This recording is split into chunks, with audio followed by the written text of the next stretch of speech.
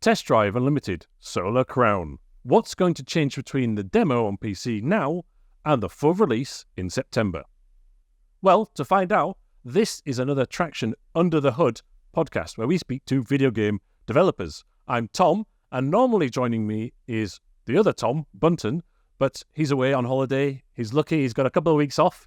I'm very, very jealous. Have a good time.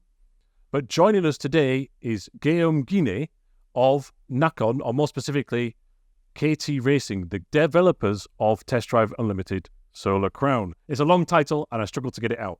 But this is an open world racing game set in Hong Kong.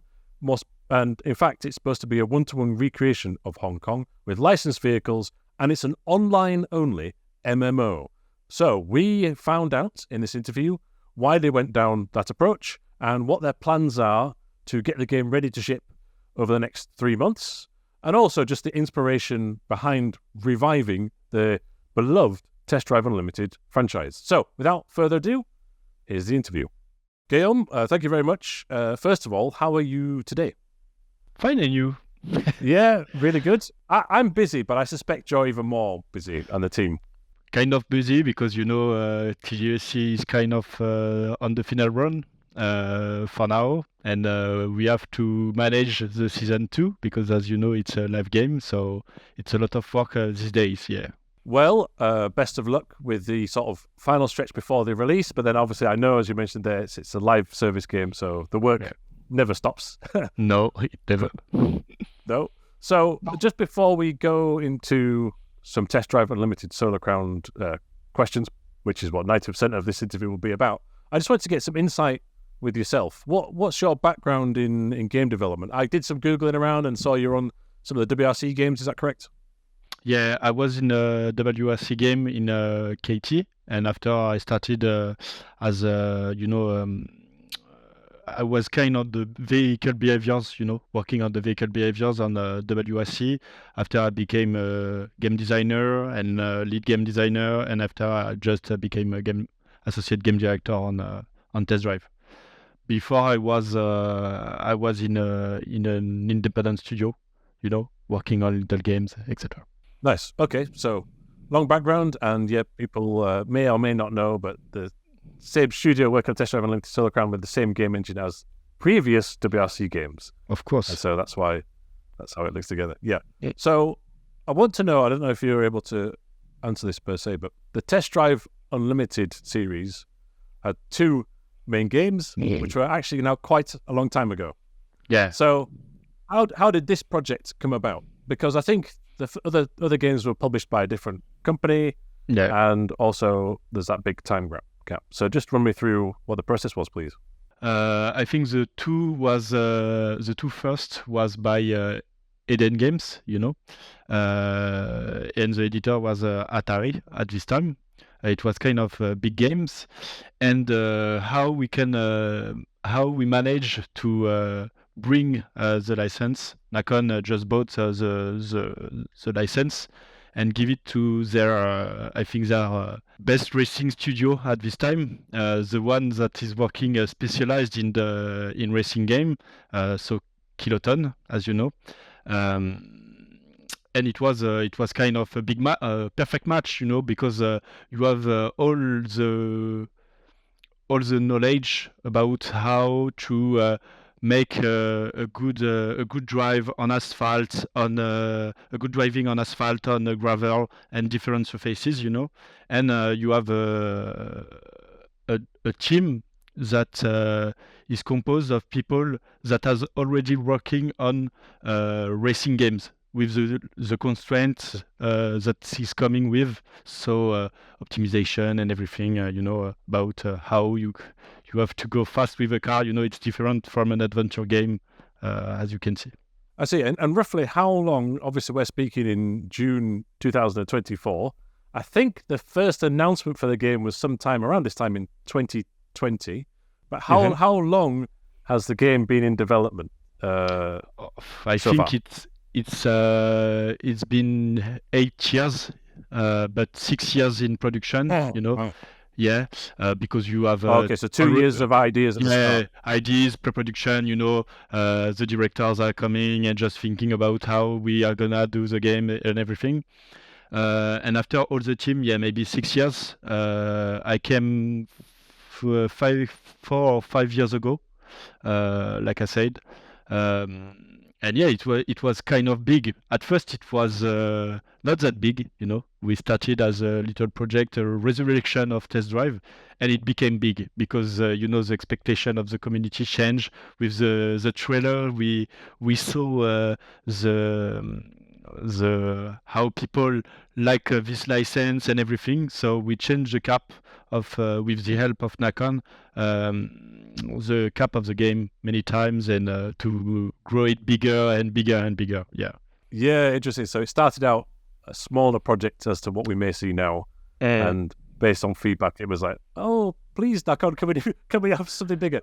Okay, interesting. And then speaking of large, Hong Kong, basically one-to-one represented Hong Kong Island. That's quite that's a big idea. So the first 2 Test Drive Unlimited games were set on, I would say, these exotic islands. This is very different. So what's the thinking behind the change of location? I think at first we were looking for an island. Like in the Test Drive, you have to start on an island. It's the DNA of the license, and we exchange about what island we can work on, and we fall on this island, Hong Kong. Why it was perfect? Because there is different landscape, different roads, type of roads, different.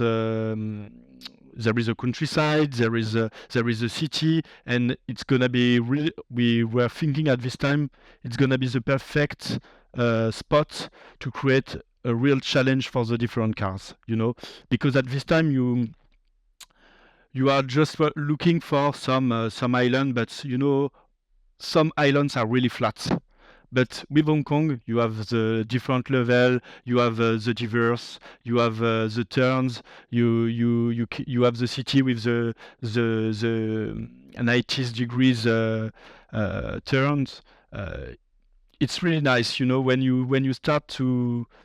We were looking at Hong Kong at the first, and we were just like, okay, it's the perfect place to make a test drive. You can have different cars, do some different things with the different cars on different surfaces, different roads. So it's perfect. Yeah, I see. That's a good point because, and we'll touch upon the demo in a minute, but when people play that, they initially start out in the city centre, right, with the skyscrapers. But then when you look at the trailers, there's lots of like beaches and mountains, and so there are areas in the demo that you can't access at the minute. I'm sure they'll be even more diverse when the final game hits, right? And then also, I suppose, your car list, you've got the supercars, you've got the Super Mini, the Alfa Romeo Mito, and then you've got the off-roaders as well, right? So they will be better in the off-roader team. So, okay, so interesting. You were trying to find an environment that would be lots of gameplay variety. That makes sense.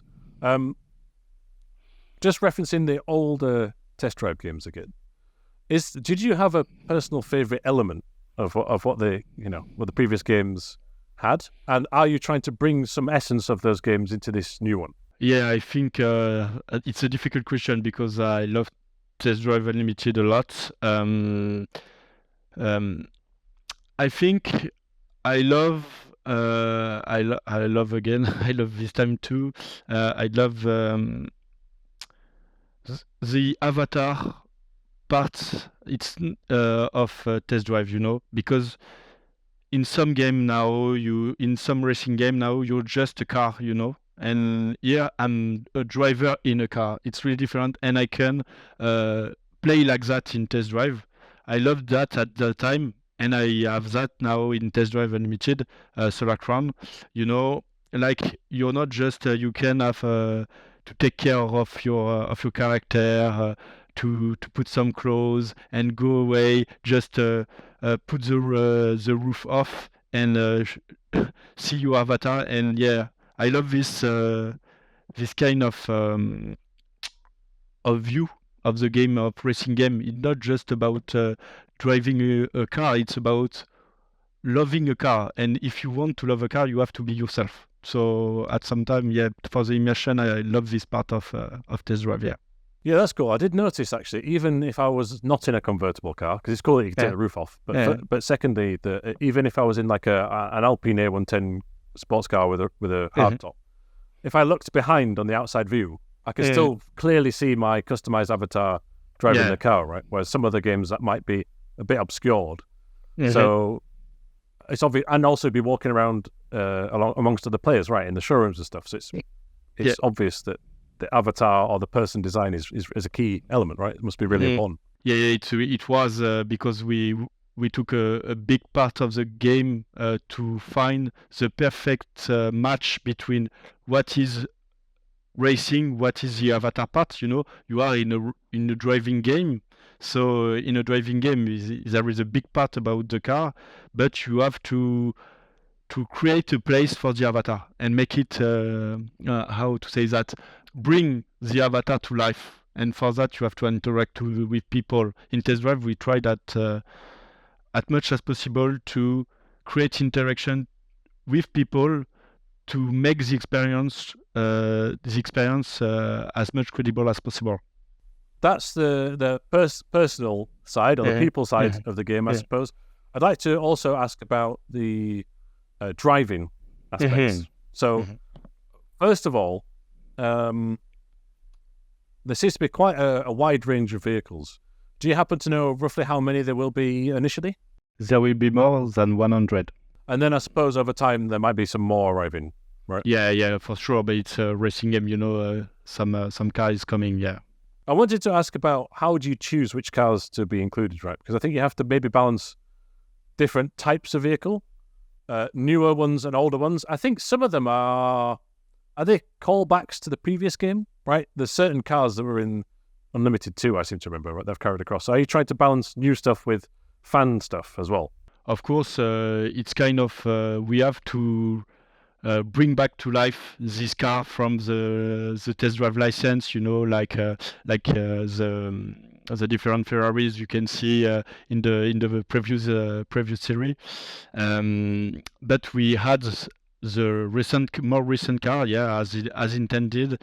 I think the other part of your question is how we choose. It's just about car lovers. In our company, it's about just, guys, what is the car you love the most? What is the car that you dream to have in the game? And like children, you just choose the car you want. Like, okay, guys, we are all okay to take this car, and this car is cool. And like a player, it's something, And when you bring life this car in the game, it's kind of like you have a new baby, in your life to play with. It's kind of something. That's really neat. I'd love, I often daydream about, what cars would be good in this certain game, and having that ability to actually then work on it and make it reality must be quite satisfying. And also, I suppose it's not just the vehicle. In some respects, you also have, I believe, when you're customizing a car, you've got the interior, the color, the wheels. Are they all matching with the options available in the real world? Yeah, of course. We cannot do all the finishes because it's impossible, all the customization, because in Bugatti you can have as much customization as you imagine, because if you pay, it's okay. But we have the official ones, a big part of them. On some cards it's reasonable, on some cards it's unreasonable, the number of how many customization you have. But you have the real interiors, the real rims, the real car paint, and after you can add some more stuff that is not from the manufacturer in the workshops when you are going there. Yeah. Ah, yes. Yeah, so the car tuning and modifying bit is obviously fantastical, but the when you first buy it, it's like, oh, these are the real options for the Corvette, which is really of course neat. You can find in the store in a car dealership in the real life. Yeah. That's cool. I mean, I won't be able to afford a Corvette, so I don't know what's real. But I'll take your word that it's all accurate. You can check. We work on it a long time. Yeah, Okay. For a long time.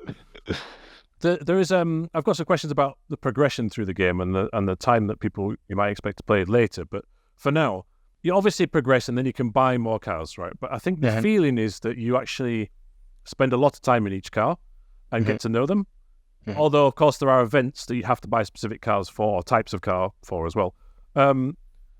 Is there, at the very top of the tree, are there some cars that you think will deliberately take a long time to be able to afford and unlock for like the hardcore players? Or is everything available relatively soon? What's the balance? Yesterday I just doubled the price of the cars. Okay. Just for you to know. But we are. You were saying about what is the stage of the game. It's we are in the last run doing the balancing because the demo brings something to us and we want to balance the game perfectly. But something really important is that some cars will be really difficult to have, and when you will see a player in the game with this car, you will say, oh my god, what is this guy? It's impossible. How can he have that? Because test drive is not just about, you have a car and after another car. It's about, you have that car and you create a story with that car during a period of time, and after maybe you'll go switch to another car, but you have to have this feeling that, okay, I'm gonna have another car, but I like my car too, It's not just I quit my car. It's like, okay, I put it on the side for now, but I'm gonna take this car, but I love this car too. And each car is a new story you're gonna create with it. All the game is done like that. It's difficult to access to the different car. It's difficult to learn how to handle perfectly the different car. You have to create the love. Love. It's not just about like in real life. It's not just about how you possess it. It's how you struggle with the relation. It's the same with a car. You have to have this struggle with the car, like with the handling, at some time, it's kind of messy, but yet it's a turbo, just is going up, and after there is a turbo lag. Okay, on this car there is this turbo lag at 5,000 RPM. Okay, I love this, I have this feeling, and that is test drive. This car is something because I love this. Yeah, I see. So maybe the cars won't necessarily be perfect for you at the start, but you can go to the workshop, tune it, refine it, get to learn each vehicle. I think that's a thing I noticed, and obviously the demo is not the final version, right? But I noticed that each car feels distinctive to drive, right? It doesn't just look and sound it; they behave in different ways, which is commendable. I just got a really quick question outside of cars, though. In some of the previous games, there were motorcycles. Is that something that's possible in Solar Crown as well? We are different. We are talking about the future of test drive, but there is no commitment to a feature or another. But maybe we cannot know because it's what the player wants, right? And we will see if they want motorcycle. We will have motorcycles for sure. Okay, right, but not initially. Fair enough. No, not initially. Yeah, fine. You mentioned it just there when talking about feedback and the stage of the game development, actually. Mm-hmm. So there's a demo as we speak right now. Just came out, limited period, only on PC through Steam Next Fest. Bam! That was a big surprise. Yeah. Could you explain to me the thinking behind the releasing the demo? At some point, we were working on this demo because we want to show you how we progress on the game at this time, to be true with you, people who wants to play on test drive. And on the other side, we wanted to try some things like with the servers to show how it works, to see how it works, to see how the game is working, because it's really important, and to do the last balancing, because when you see players playing, it's not like you play in the office. When we play in the office, we are what, 120. No, it's not. You cannot see an MMO game working as the demo show us how it really works. So yeah, the demo I think it was a really good idea for you. I think people are, Yes, there is, there is always people that doesn't like and people that like and everything, but I think most of the people find what we bring from the last test drive. I think they feel the DNA, and that is important for us. Now we have to balance, do some optimization and everything, but we are on it, so it's okay. What do you think? What do you make of the reaction so far? Because I guess there's been a lot of people playing it, and there must be a lot of comments to read through. Are you taking on board some of the feedback to try and implement it further down the road? Yeah, but it's if you think we are blind and we don't see what you say on the different channel of media channel, it's we are looking what every single lines of what people think. It's really important for us, like we said before. For me, for sure, I'm looking every day what is going on demo, on the Discord and everything, to see what people want, what people think. And it's okay for now. There is some problem, for sure, from on some things, but something we have already worked on, so it's kind of over. This problem shown of the Discord is already over, and they are fixed, and others that are part of the roadmap. So it's okay. We're currently working on this, so we are okay. And some is just we are not gonna do that because it's not test drive, and we don't want to do that. So okay. So it sounds like a lot of time and effort has been, like the demo is a risk, I would say. I don't know if you would agree or not, because it's not finished, it's not final, but it's relatively close. Yeah. So there could be a concern where, maybe I found this bug and I'm not going to buy it, but you might have already been working on that. So what's the difference? What's going to be the difference, do you think, between if someone plays the demo now in June and September? Are there any main points or improvements that people should expect? Yeah, for sure. Optimization is kind of a big thing now. Yeah, we for sure it was an old version, a really old version for us, because we have to release the demo, take a branch in the development, and after working on it, for the stabilization. But the other part of the team is just working on the rest of the game. So optimization is kind of the thing that is gonna be fixed, and be better for sure. Really better, I think. There is the handling problem about handling of certain car, balancing of certain things that is gonna be fixed. Some bugs I've seen gonna be fixed too. We're not gonna add some features for sure. Features are here. How the game is working, it's here. You have the whole experience for the game. You don't have all the experience because you don't have the live part, the solar crown competition and everything, how it evolves, and you don't have for sure the best cars, the heart of the game, when you have to buy the best cars and compete with them. So, and you don't have the best places.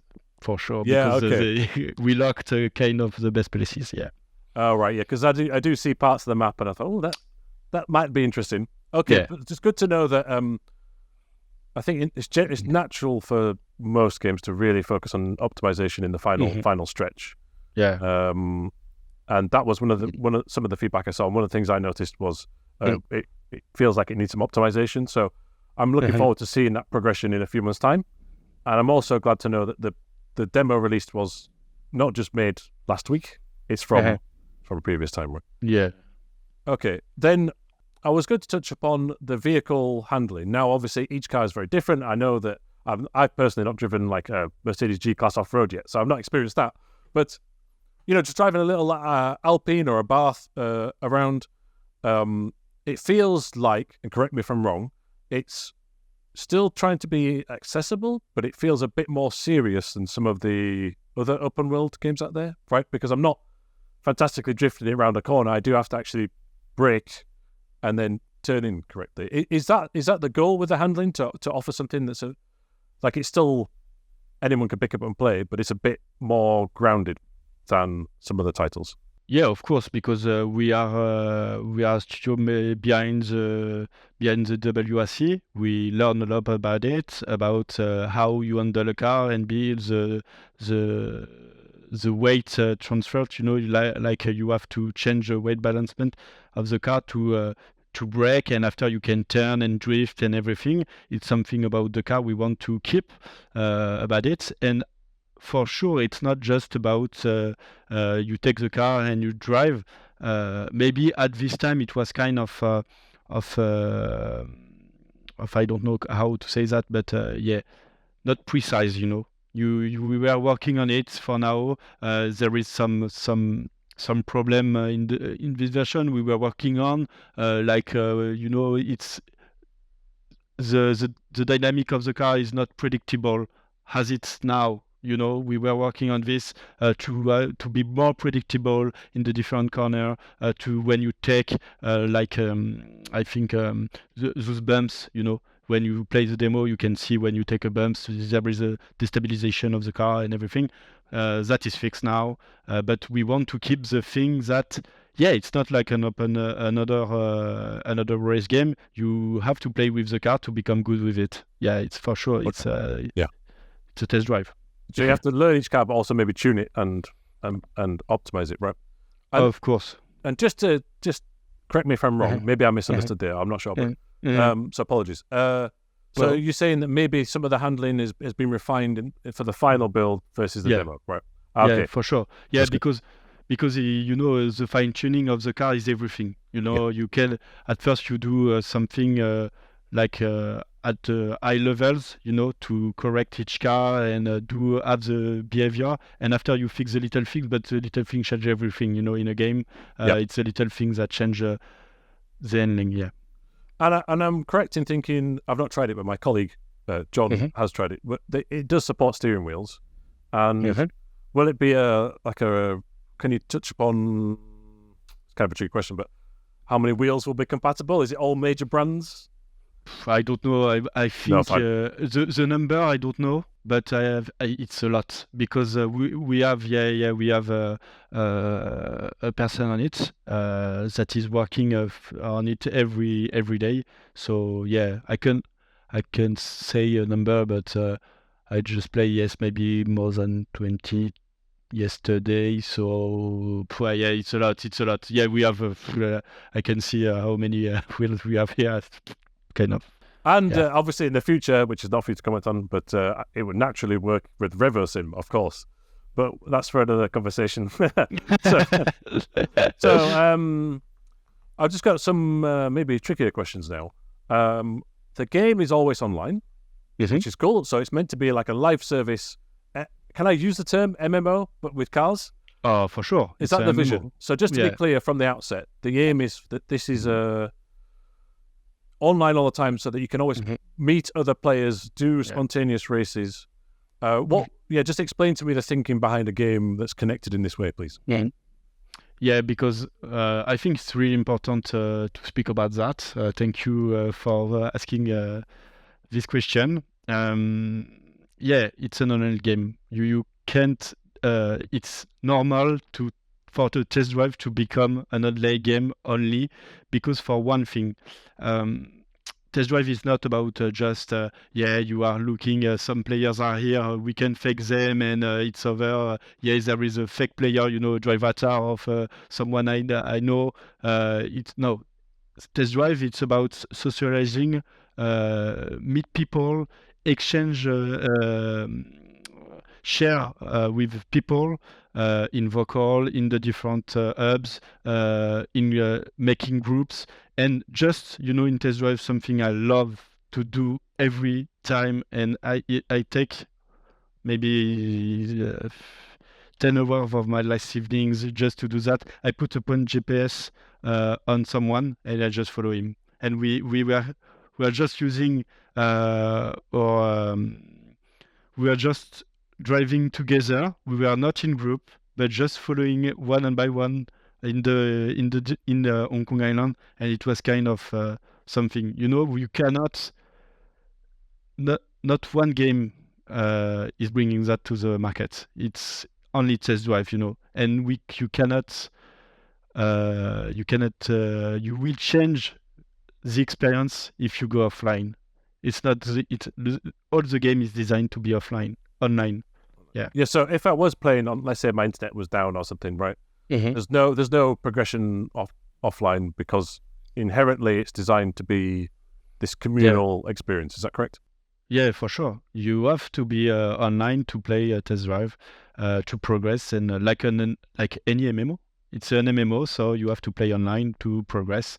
It's new, I think. That's why people are talking about it. It's because we bring something new that is not in the racing game for now, but it's kind of old, like of online MMO online is like something. I think the key thing for me is obviously even with the demo, that's still not with people on console aren't playing it necessarily at the minute, and maybe not all the features are there. So we'll have to see how that all works in September, and maybe an element of people being a bit skeptical towards it is that we haven't, without the people in there being communal and racing against each other, it's hard to convey that. But I see. I would ask that obviously at the minute there is some debate about another open world racing game disappearing forever. So I must ask, first of all, twofold. Am I correct in thinking that Test Drive Unlimited Solar Crown isn't necessarily a game that would get a sequel in 2025, but it's more that it's a platform that is designed to live on and be constantly updated and added to for years to come? Yeah, for sure. It's a game that is going to live for years because we are working on a live game. Like I told you, it depends, of course, of how many people are playing. But if people are playing for a very long time, Test Drive is gonna live a very long time. We are already working on on different things for the next year. It's kind of massive. You cannot imagine how massive we are gonna spoil in the next year. I think, maybe I didn't see a game give as much thing to a player as a service game. It's impossible. Okay, so at least the next 12 months after September is you've already got an idea, and people are already working on the next 12 months. Yes, it's already started, and we have for now we are polishing the game and doing everything we have to do for the different console. But people are working now on the next updates. Yeah, and the different feedbacks we see on the Discord and everything, because for sure that has an impact on what we do, what we can do, and everything. So this could be something that lasts a decade if everyone has played it, for example. But I must ask, let's say it's 10 years' time and maybe people have moved on to different things and you might want to, turn off the servers. Is there a plan to maybe somehow keep the game living on? We are working on finding a solution about it. We are looking for it. For sure, we don't want to let people just buying a game and quit and it's over for them. For sure, for us, it's something too. We are players before developers because we play every time, every day. So we are looking for a solution for now. We don't have yet because it's not in the. We don't expect to shut down the servers for now, but we are already working on it. Looking what is the best solution. Because there is not one solution. We want for the player to have the best solution, and maybe if people have idea, it's gonna be better because we have our solution for now, but maybe people will have idea about it, and we will look for this. I think it's something you create with the community.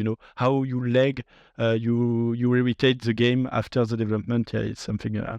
It seems quite strange, really, to ask you before a game is out what's going to happen at the end of Yeah, but I it's understand. a hot topic.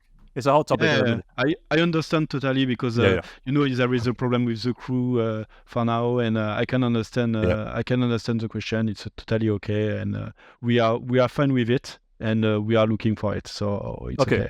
Well, that's good to know. So we'll see what happens in many years' time, I'm sure. Well, three quick questions to finish off. Before I do, I must say thank you very much to the Traxion community who provided lots of questions on the YouTube community page and all this. So I hope I've gone through most of those. Actually, I just thought of a fourth. So first, are there any specific learnings from the WRC games that are put through into Test Drive? I mean, there must be countless, right? Everything, it's kind of how can I say that we can do a test drive without what we learn from WRC. I think we learn how to do a gravel handling. How to do how to handle a car, make the physics great, how to manage a world, because in WRC it's kind of a massive road. You can see a special is kind of a big map, so the optimization behind it as not the same, but there is some point at this time there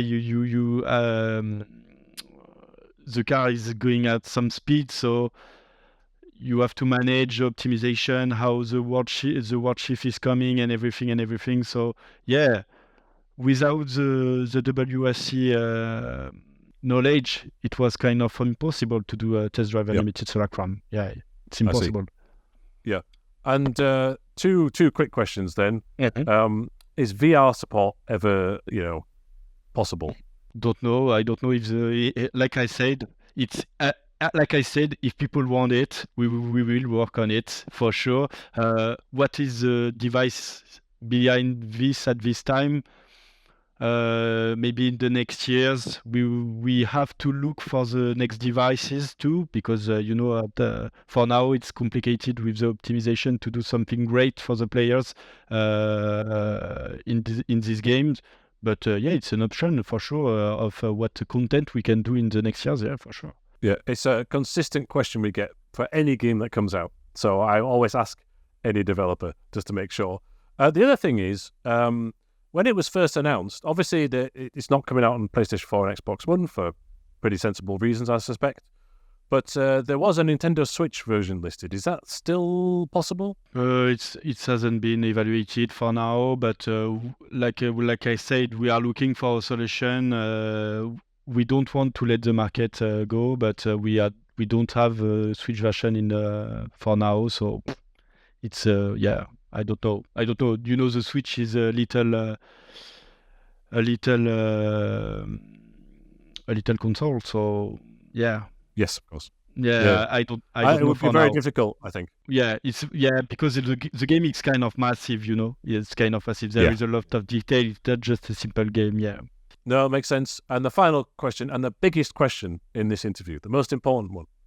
So, my understanding that one of the creative directors on the game, Alain Janot, he once told me that he has a Peugeot 406 Coupe. Will there be one of those in the game?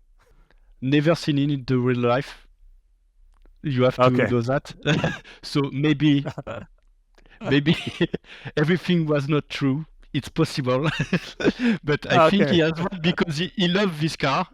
He speak about it every time, but for now it's not in the game. For now, because with Alain you don't know. But with Alain you don't know. You can wake up in the morning and guys, we have to put it in the game. And we go for it. Right, well, maybe I'm alone in that my desire to have that wonderful Pinafina design in the game, but if other people want it as well, put it in the Discord, put it in the comments. Yeah, of course. Start it. Of course.